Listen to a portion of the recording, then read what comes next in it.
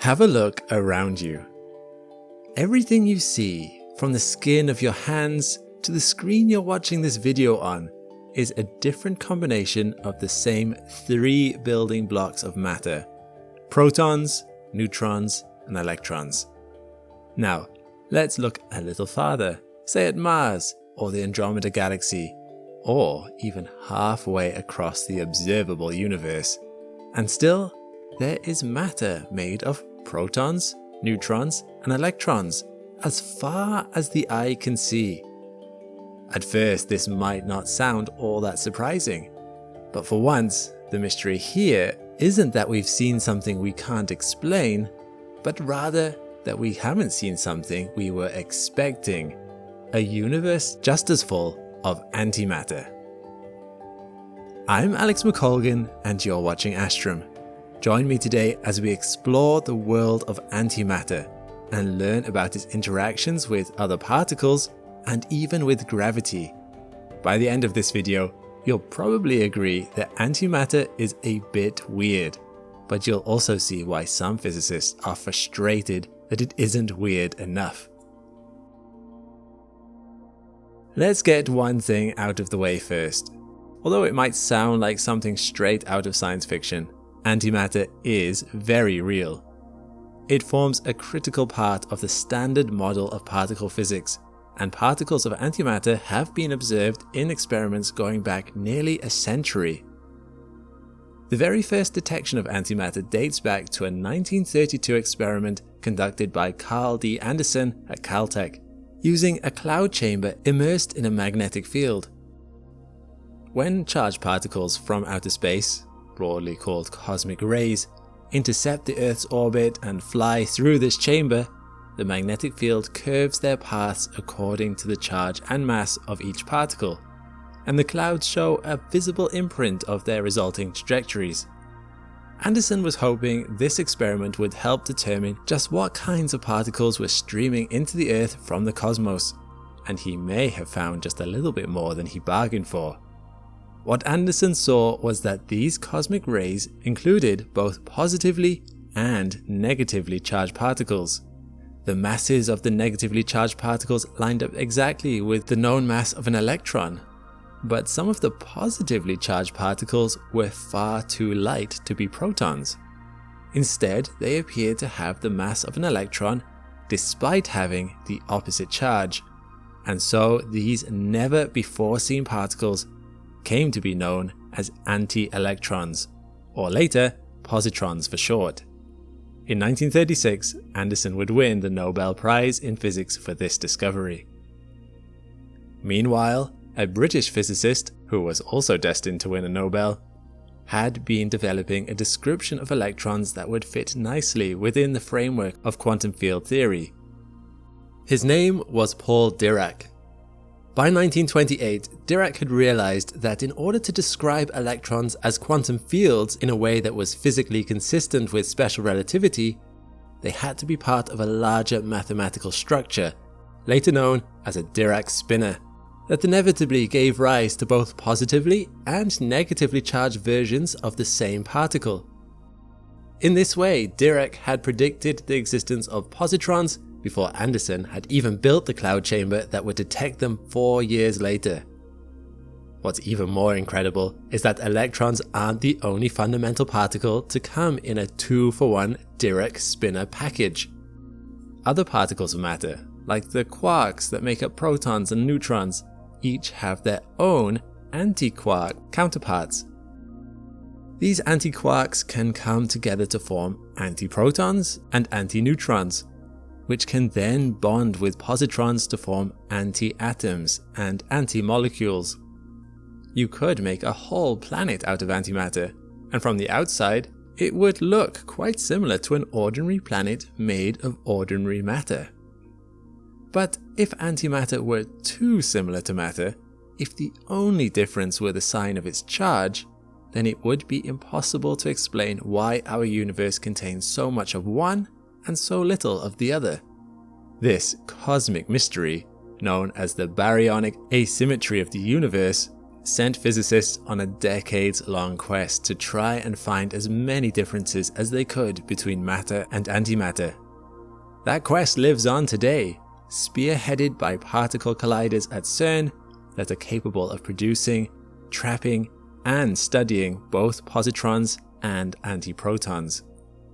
But before we talk about these experiments, let's try to summarize what we already know about the properties of antimatter. When studying antiparticles in isolation, experiments have confirmed with ever greater precision that their intrinsic properties, namely their masses, are exactly the same as for ordinary particles. And when studying how antiparticles are affected by electromagnetic forces, experiments have again found that they behave the same exact way as ordinary particles, except with the opposite electric charge, just as Anderson had observed in his cloud chamber. But electromagnetism is just one of the 4 fundamental forces of nature, alongside gravity and the weak and strong nuclear forces. And as physicists began to better understand the weak force in the 1950s and 60s, they realized that particles and antiparticles are actually affected by it quite differently. The first surprise was that ordinary particles could only feel the weak force if they were left-handed, and antiparticles could only feel it if they were right-handed.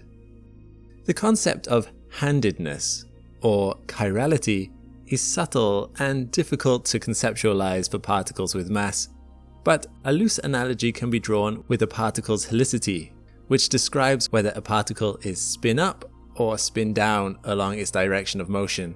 In this analogy, a spin up particle is called right-handed, while a spin down particle is called left-handed.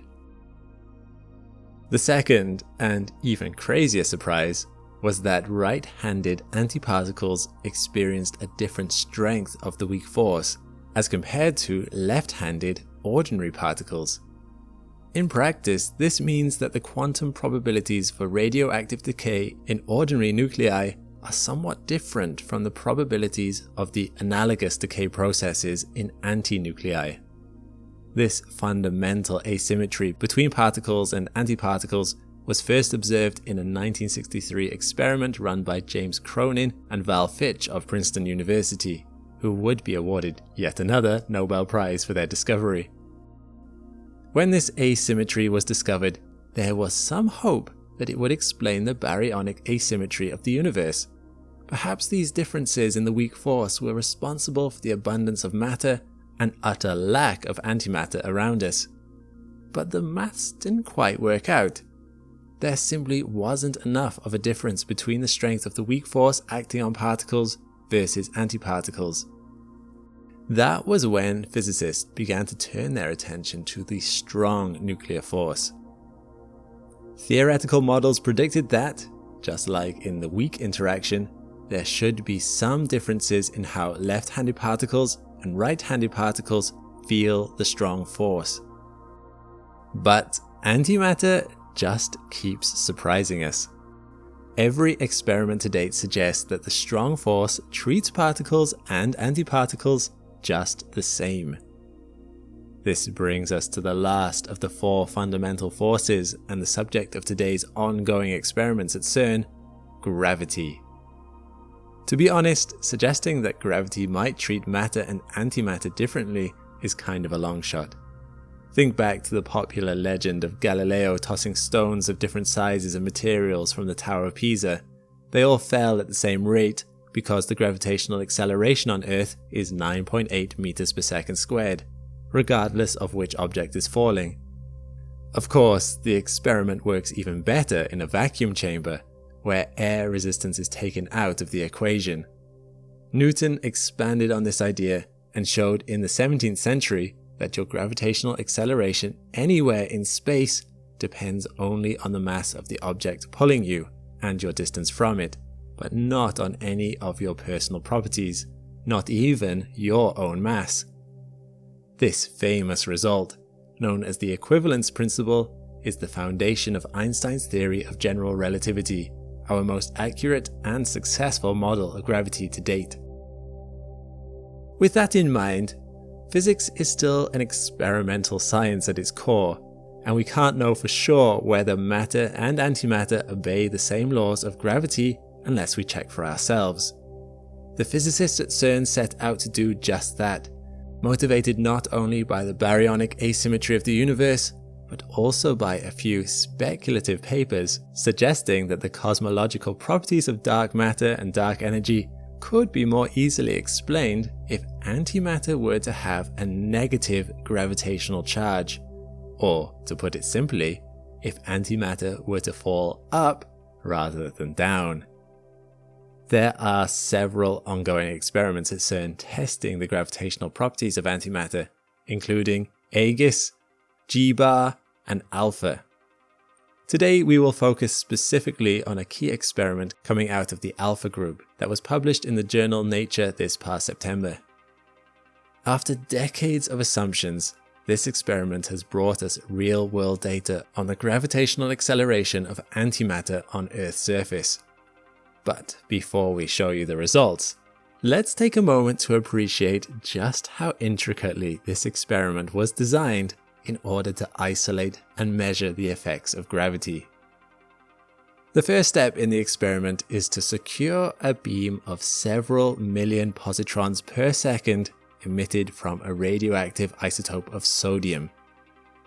Most of these positrons end up colliding with ordinary matter in the experiment, causing miniature explosions in which positrons and electrons annihilate each other and release a small burst of energy in the form of light.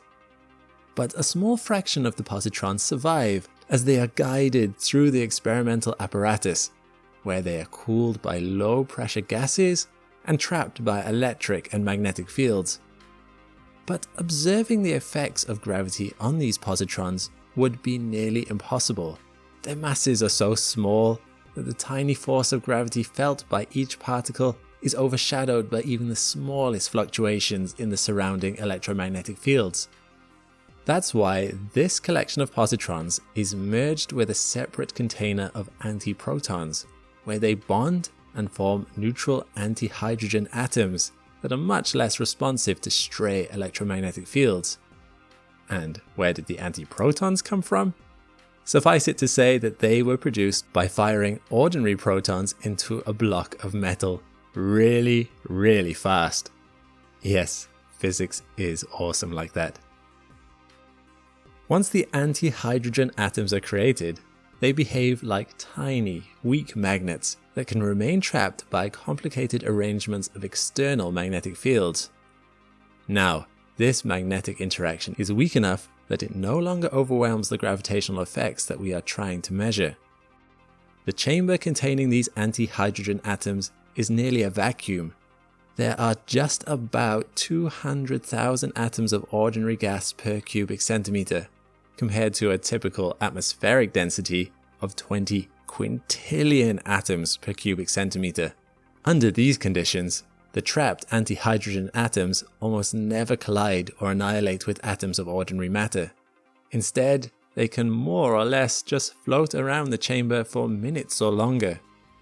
But as the magnetic fields used to vertically trap the antihydrogen atoms are weakened, this random floating eventually allows the antihydrogen atoms to escape through either the top or the bottom of the chamber, where they can collide with a wall of apparatus, annihilate with some ordinary atoms, and release a small burst of light. In the Alpha experiment, this happens over the course of about 20 seconds.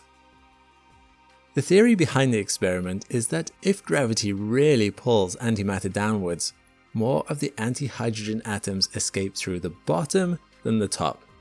The stronger the gravitational force, the more atoms escape through the bottom.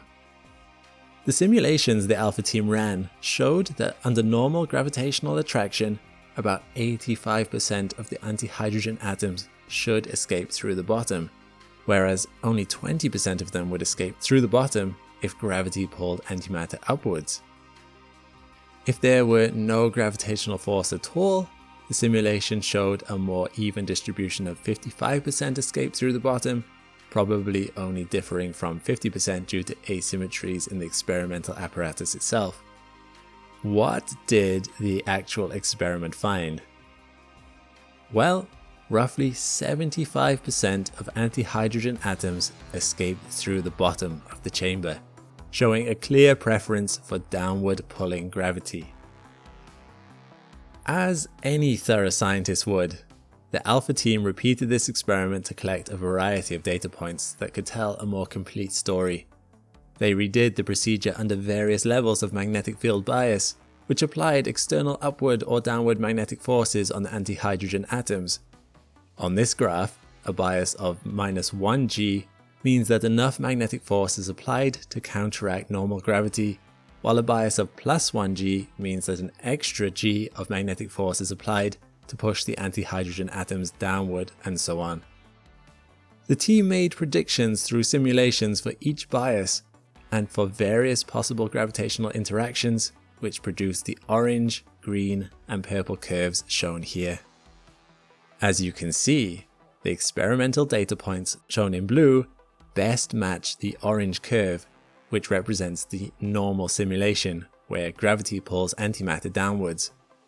But because the data falls just a bit below this curve, the best fit gravitational acceleration was only 0.75 g. 3/4 of the strength of gravity acting on ordinary matter. Does this mean that gravity affects matter and antimatter particles differently after all? Not necessarily. Let's have a look at the error bars. They indicate that there are two major forces of uncertainty in the results, including an uncertainty in the applied bias, possible errors in alignment, and other systematic and statistical uncertainties. When accounting for these uncertainties, the best fit gravitational acceleration is actually reported as 0.75 g plus or minus 0.13 g plus or minus 1.6 g. This means that a full 1 g of gravitational acceleration is still fairly consistent with the collected data. Future experiments will be able to determine more precisely how strongly gravity acts on antimatter, but we can already rule out speculative theories that rely on antimatter falling up instead of down. In the end, despite how weird and backwards the world of antimatter is, it seems that only the weak force actually applies differently to particles and antiparticles. But explaining the baryonic asymmetry of the universe would require much more drastic differences between the two. So scientists aren't done looking for them. Could there be new forces and particles that interact even more weirdly with antimatter? Or would you be willing to accept that having so much more matter than antimatter around us is a mere coincidence? In any case, let us know if you've learned something new about antimatter from watching this video, and whether this is a topic you'd like to hear more on. If I tell you to imagine a telescope, what do you see? Perhaps you picture an old wooden cylinder with lenses at both ends, similar to the one that Galileo Galilei first used to gaze up at the heavens and see the moons of Jupiter. Or maybe your mind is constructing a cathedral-sized dome with mirrors as big as tennis courts, like the telescopes high up in the mountains of Chile and Hawaii. Or you could even be drifting onto visions of enormous dishes, like the infamous Arecibo telescope that once captured radio waves from across the cosmos. What you probably aren't imagining is a cubic kilometer of ancient ice under the surface of our planet's South Pole. And yet, deep below the frigid landscape of Antarctica, there lies precisely this. A strange telescope in one of the most inhospitable environments on Earth, designed to observe not visible light, but instead one of the most unusual and elusive particles in the universe. I'm Alex McColgan, and you're watching Astrum, and today we're joining the IceCube Observatory in its hunt for neutrinos, also known as ghost particles. If you stood on this icy surface, you might not be aware that some of the rarest events in the universe are being observed beneath your feet. Located at the most southerly human-occupied base in the world, the Amundsen Scott South Pole Station, IceCube makes use of the very ice in which it is built to observe high-energy neutrino particles. But why? Why this extreme environment and weird design? Because neutrinos are weird. Really weird. Neutrinos are fundamental particles like quarks and electrons. Most of these neutrinos arrive at Earth from the Sun, where they are released from the nuclear fusion reactions raging inside its core. Other neutrinos will have come from more cataclysmic origins, such as a supermassive black hole, supernovae, or any other cosmic event with enough energy to rip atoms into their subatomic particles. Similar to electrons, neutrinos belong to the lepton family of particles, meaning that they do not interact with other matter through the strong nuclear force that binds other subatomic particles like protons and neutrons together. Unlike electrons, they are neutral and have almost no mass whatsoever. This lack of charge and tiny mass means that they can only interact with other particles through the weak nuclear force, giving them their ghostly quality and making them one of the most difficult particles for scientists to detect.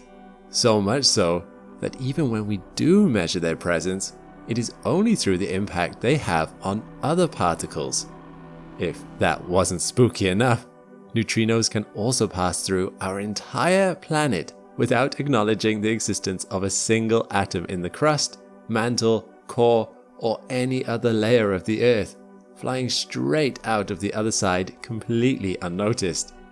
There are trillions of neutrinos surging through you every single second, and yet, over your entire lifetime, there is only a 1 in 4 chance that even one of those neutrinos will interact with an atom that belongs to your body. Here we find further demonstration of the neutrino's complete refusal to engage with matter in the universe. Photons, created in those same nuclear reactions, may take 1 million years between bursting out of the sun's center to leaping off the surface into space. They are constantly absorbed and emitted in random directions over and over again by the atoms in our star, resulting in a long, meandering path to escape. Neutrinos instead zoom straight out of the sun in just 2 seconds, traveling at almost the speed of light itself. As far as standard model particles go, neutrinos are certainly the more coy and antisocial of the group, but on occasion they do mingle with other matter, and in the process can create a drama of energetic particle events cascading out in their wake. It is this cascade IceCube is trying to observe. They might seem strange, but the 5,160 detectors, or DOMs, suspended down between 1.5 and 2.5 kilometers in the darkness of the ice shelf, are in fact light detectors. The sun's rays have of course been completely swallowed up by the thousands of meters of compressed ice that lie above, but that doesn't mean there is no light at all down here. Neutrinos and cosmic rays can penetrate into the ice, and when they collide with the atoms of frozen water, they cause particles, like muons, to spring into existence. Muons are the key to identifying a neutrino interaction. As the newly created muon hurtles through the incredibly clear and dense ice, it can exceed the speed it takes light to move through that same ice. Now, let's be clear, nothing can move faster than light in a vacuum, but in other materials such as ice, liquid water, and glass, light can be outpaced. This isn't a violation of physics, but rather a consequence of light slowing down more than other particles within the ice. As the muon races beyond its photon counterparts, it generates a shock wave of blue light expanding in a cone-shaped pattern out from its path, an eerie phenomenon known as Cherenkov radiation. Cherenkov radiation is most commonly associated with nuclear reactors, eerily emanating through the water that surrounds their cores. This blue hue in nuclear cores, and strangely also down in the ice of the South Pole, can look peaceful and atmospheric, but it is in fact the quantum equivalent of the sonic boom that roars out from a supersonic jet plane flying overhead. In this case, the plane moves through the air, and pressure or sound waves are pushed out in all directions. With the jet's speed building up towards the speed of sound, the waves in front start to bunch up, forming a shock front of high pressure. When the plane exceeds the speed of sound, it smashes through the shock front, causing a rapid change of air pressure. This is the sonic boom. The shock front then travels out in a cone, trailing behind the aircraft, which observers will hear as a thunderous clap. In the case of the muon, the particle is not pushing air, but instead disturbing the electric fields of atoms in the ice with its electromagnetic charge, polarizing the water molecules. As the molecules depolarize back to their usual state, they release the energy that forced them into polarization as photons of blue light traveling out in all directions. This is happening all along the path the muon takes through the ice. The traveling muon is triggering emission of electromagnetic waves from the water ice molecules, which radiate out into all directions, producing a cone of emission in the direction of the muon's motion. If the muon was traveling slower than light in the ice, there would be no wavefront, and all the expanding light spheres would destructively interfere with each other, cancelling out to complete darkness. But since the muon is traveling faster than light, the shock front of constructive waves in the form of blue light is created. The thousands of digital optical modules of IceCube are primed to detect this signature blue light flashing through the ice. The minuscule differences between when one DOM registers the flash and when the neighboring DOMs detect it allow scientists to triangulate the neutrino and trace its path back through the ice and ultimately through the universe to its origin. These orb-like detectors are marvelous, intricate devices designed to detect the faintest luminal hints in the icy mass. Each DOM is encased in a 13-inch spherical glass pressure case, which protects the electronics inside from the extreme cold and high pressure of the Antarctic ice. Inside, there is a photomultiplier tube sensitive enough to detect even a single photon, along with various components that amplify the signal and convert it into digital data, which is then transmitted up the cables to the surface. And with so many detectors making up this three-dimensional array, there is a lot of data. A whole terabyte of measurements are captured every day, with hundreds of gigabytes of that being beamed by satellite to scientists across the planet for them to comb through in search of their ghostly quantum target. Within this trove of data lie the imprints of many particles arriving from beyond our atmosphere. The vast majority are cosmic rays. IceCube detects around 275 million of them daily. Cosmic rays are interesting in their own right, but serve as an obscuring curtain of noise to those seeking neutrino interactions, which occur a million times less frequently, with only around 275 detected daily. But even with the 100,000 neutrino detections that IceCube makes each year, almost all of them are generated in our own atmosphere as debris from collisions of cosmic rays with atoms in the gas that surrounds our planet, and not from cosmic origins themselves. The keyword here being almost. On the 22nd of September 2017, an exceptionally bright burst of Cherenkov radiation was registered by IceCube's array of detectors. Working together, the DOMs used the tiny time differences between when they each detected the flash to trace the path of the muon and the exceptionally energetic neutrino that created it, all the way back to a powerful and mysterious cosmic source out in the depths of our universe, a blazar, a supermassive black hole at the center of a distant galaxy, hurling jets of particles towards Earth. This discovery was monumental. It was not the first time that IceCube had detected neutrinos from deep space, but this detection was the first to trigger a real-time alert to telescopes across the globe, indicating that there was something significant to look at in that direction.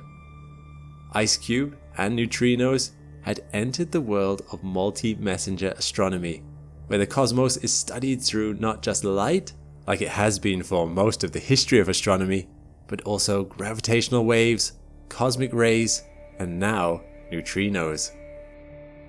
Neutrinos are a particularly useful window for us to look through because, like gravitational waves, they can arrive at us before the light from a major astronomical event does. Because of their ghostly nature that I talked about before, neutrinos take a very direct path to our detector, whereas light faces many obstacles like dust and magnetic fields that interfere with its journey and slow it down. IceCube is now fully integrated into a planetary network of observatories, constantly scouring the skies for signs of high energy events, ready to inform radio dishes, mirrors and lenses precisely where to point to see rare and transient phenomena that we would otherwise miss completely.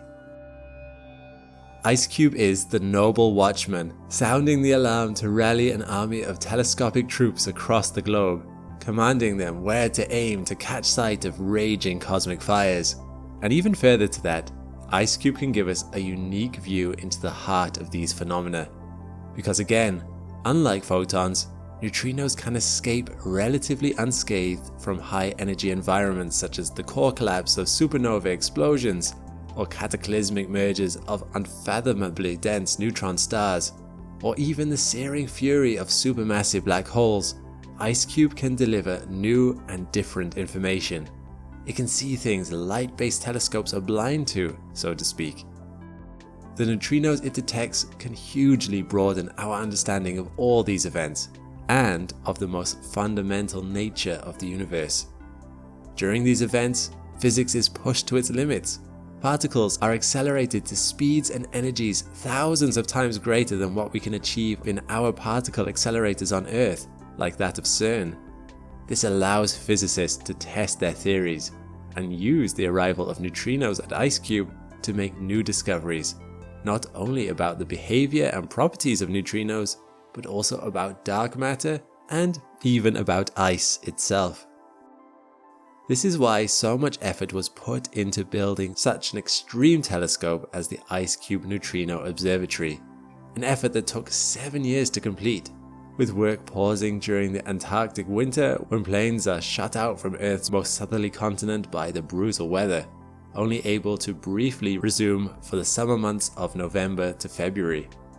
Over those 7 years, the IceCube team drilled 86 holes 2.5 kilometers deep, using 18,000 liters of fuel per pole and melting 750,000 liters of ice in the process. All to have a few hundred scientists live and work in one of the most inhospitable environments on our planet in an attempt to understand the most extreme events in our universe and to capture a glimpse of the most elusive particle in the universe. Neutrinos are the phantoms of the particle kingdom. It takes bold and ingenious ideas from ambitious scientists to witness even a single one neutrino. We know so little about them compared to other particles, but they are just as important in furthering our understanding of the fundamental laws of nature. With each neutrino detected, we are moving closer to comprehending the universe and the powerful forces that shaped it. Few questions hold greater importance in science than how it all began. What did the beginning of the universe look like? Why did it happen in the first place? And although we are a long way off from having a complete answer, scientists have learned enough that a theory has been conceived: the Big Bang. By examining stars and the spectrographic data given off by matter when light passes through it, we have assembled the jigsaw pieces of the Big Bang and have begun to form a picture of those first explosive moments. But here's the thing about jigsaws: sometimes you find a piece that just doesn't fit. At that moment, you realize with a sinking heart, you've made a mistake somewhere along the way, and you have no idea where. Is this what's happening to the Big Bang Theory? Or are we looking at our puzzle piece the wrong way round? It all comes down to an element we use every day. In medicines, alloys, and most importantly, the batteries in our phones. One that is strangely missing from the universe, at least in the amounts we would expect. So here's the big question: where is all the lithium? I'm Alex McColgan and you're watching Astrum. Join me today as we examine the lithium discrepancy, a mystery that continues to confound scientists to this day and might force us to reevaluate our models if we ever hope to answer the question of where we came from. To begin with, let's cover some of the basics about lithium. Lithium is a relatively simple element. It's one of the alkali metals, and for a metal is surprisingly soft, capable of being cut with just an ordinary steel knife. You might have seen it used in science experiments in school, as it reacts quite satisfyingly when mixed with water, producing lithium hydroxide and hydrogen gas. More commonly, it's used in phone batteries, laptop batteries, and in other electronic devices due to its high electrochemical potential. But the feature of lithium that makes it so important for our discussion is its internal structure.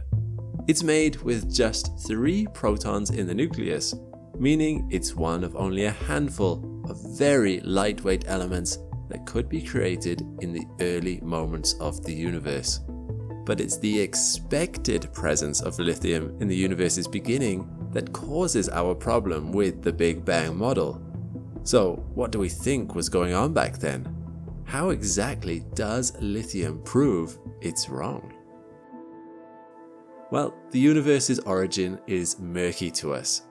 After the discovery in the 1920s that our universe was expanding, a Belgian cosmologist, Georges Lemaitre, theorized that if the universe was getting larger and cooler, it used to be smaller and hotter, with all that energy being squeezed into a smaller and smaller area.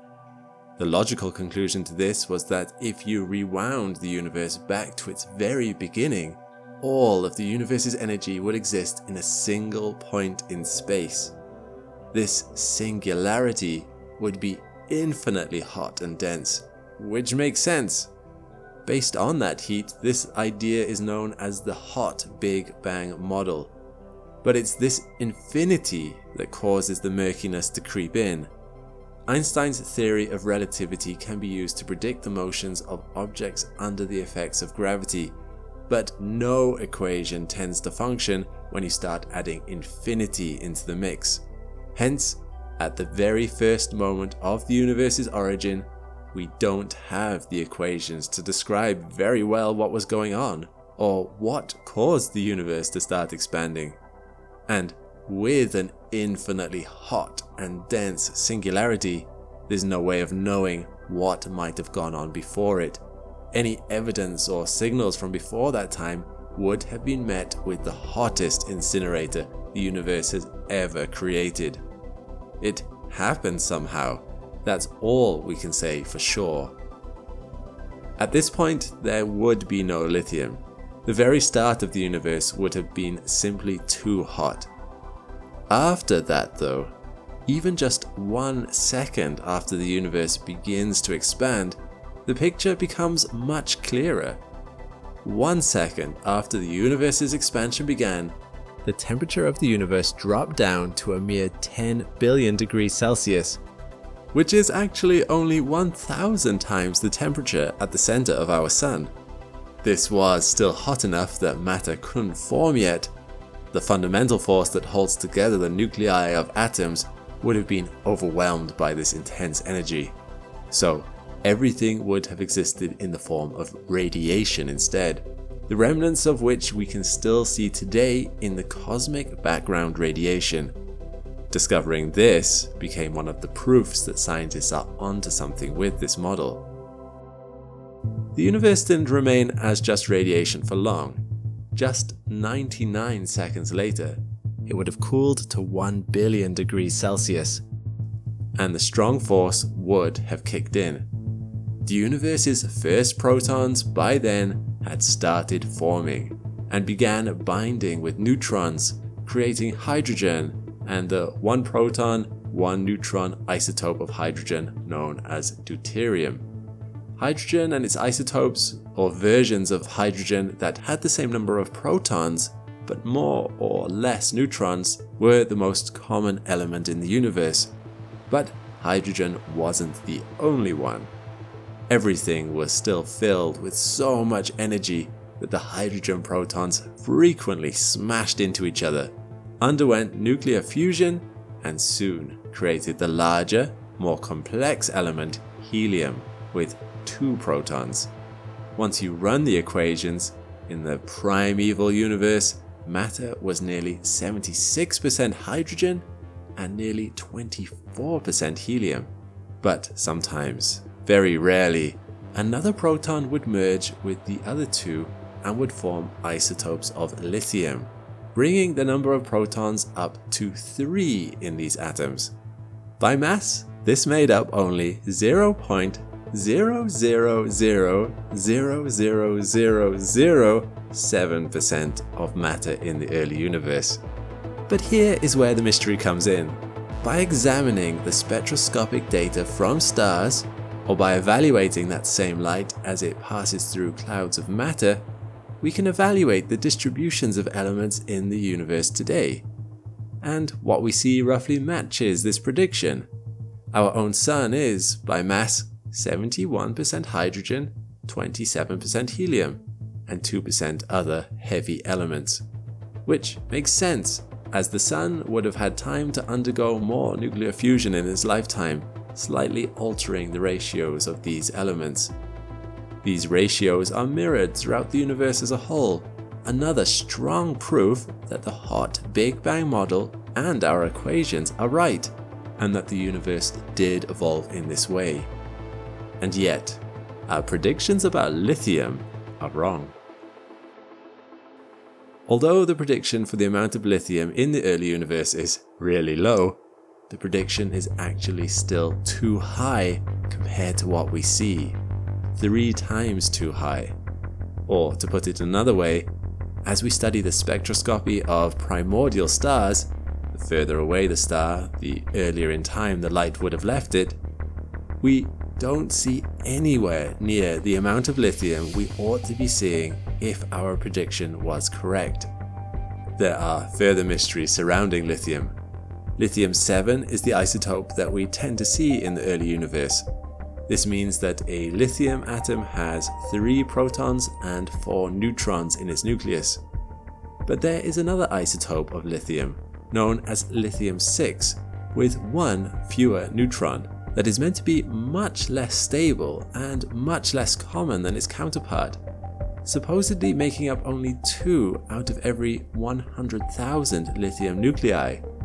While the amount of lithium in the universe is too low, the ratio of lithium-6 to lithium-7 is much too high. Lithium-6 is a staggering 1,000 times more prevalent in the early universe than it should be. So, what does this mean for the hot Big Bang model? Is it really back to the drawing board for our most trusted theory about the universe's origins? Not necessarily. 2 possibilities exist. One that involves rewriting the Big Bang theory as we know it.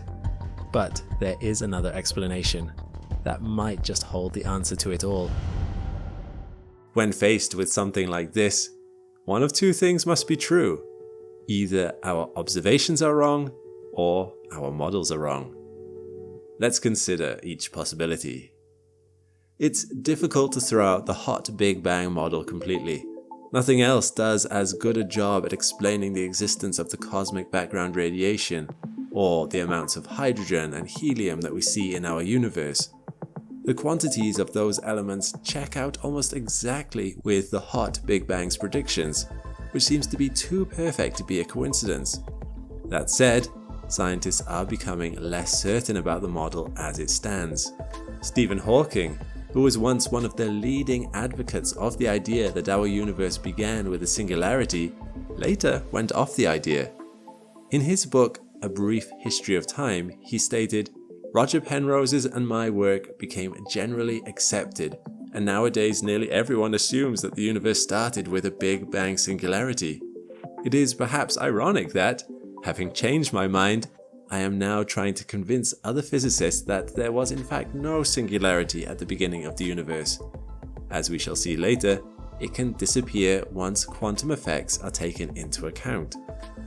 Those quantum effects are too complicated to go into for this video, and this doesn't necessarily solve the lithium problem even if true, but it does highlight that the origin of the universe is an evolving branch of physics and cosmology, where the full explanation of it has not yet been found. Perhaps our models will one day adjust in such a way that the lithium problem falls away, even as the broad brushstrokes of the theory remain in place, letting the jigsaw piece of the lithium numbers fit nicely with hydrogen and helium. The other option is that there is something wrong with our observations, and there may well be some grounds to this. Because of the small amounts of lithium being discussed, it is quite difficult to see the exact amounts of it that exist in the interstellar medium once you look far back enough. The only way to probe the interstellar medium's makeup is to shine a light through it and then see which lines in your spectrograph get blocked out. This can tell scientists what elements might make up a particular nebula or dust cloud, but this gets harder and harder to do the further away the target is. Eventually, it becomes completely impossible to get an exact estimate. Instead, scientists are left looking at the spectrographs of primordial stars, which are not necessarily representative of the universe as a whole at that time. A star is a special case.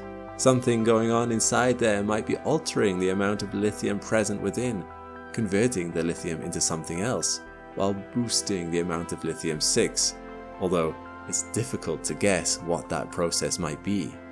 If our observations could improve, and we could better measure the amount of lithium in the early universe as a whole, perhaps the numbers would come back into line on their own. Maybe the lithium problem never existed in the first place. Ultimately, no answer to how the universe came to be will ever be complete until all the available data matches the theory's predictions, whether that's lithium or other problematic elements in the universe like the overabundance of gold out there, which I talk about in this video here. All these numbers have to be brought into line. There is still so much to learn about the universe's origins. I do find it incredible just how much we are able to learn and deduce about events that happened billions of years ago, back before matter itself had properly formed, using just our telescopes and our minds. That picture, the grand picture of how it all began, is waiting to be assembled. However the universe came to be, it is built on a foundation of an underlying order that allows us to unlock its principles, tease out its mysteries, and reconstruct the configuration of its individual pieces. One day, I am confident we will solve the lithium problem too. How can we resist when the answer to our ultimate origins awaits? Some questions are just too important to leave unanswered, and I, for one, can't wait for the day this jigsaw piece is ultimately completed.